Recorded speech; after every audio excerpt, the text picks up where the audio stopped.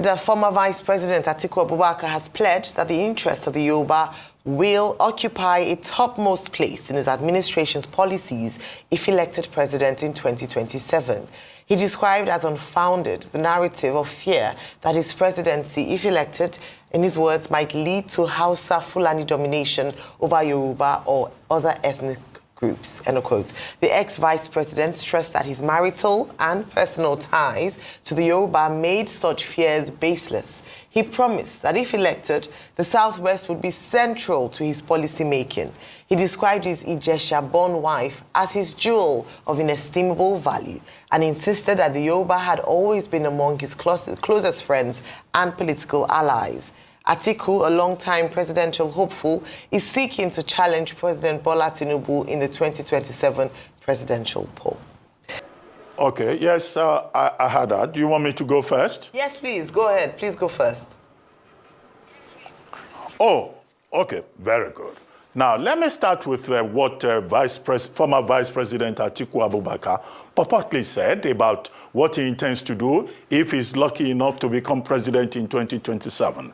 Namely, that Yoruba people do not need to have any fears that he will be, more interested in Fulani interest. And that after all, he has a wife who is from of Ijesha stock, who has 4 children with him. And these children, they call him Babariri and all of that. Look, this again is very unfortunate because it's about the tribalization, the ethnicization of Nigerian politics. And a man like Waziri Adamawa Atiku Abubakar, who has been vice president in this country, should know better than to play the ethnic card.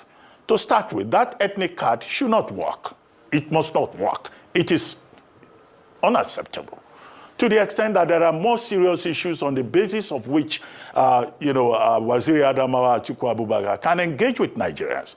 One, what Nigerians expect is not a president that will talk about where he comes from, where he married from. That's not the interest. The interest should be, what does he intend to do for Nigeria?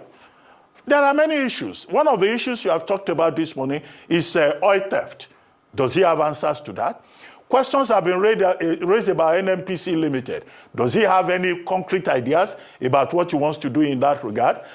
In the front page of the papers today, there's a report that, the Osun State government is protesting that there is an attempt to, by the Ministry of Finance to seek the president's approval to pay money belonging to the people of Osun State that have been held contrary to the rulings of the Court of Appeal and the Federal High Court to pay to politicians, APC politicians. Does he have an idea about that? So there are more, important things, insurgency, terrorism that,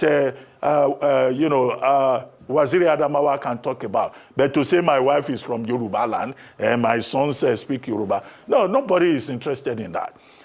In any case, he says he will defend Yoruba interests. Yorubas have had President Obasanjo. They've had President Tinubu. They are well represented in Nigerian politics at this time. So, how about that as a campaign issue?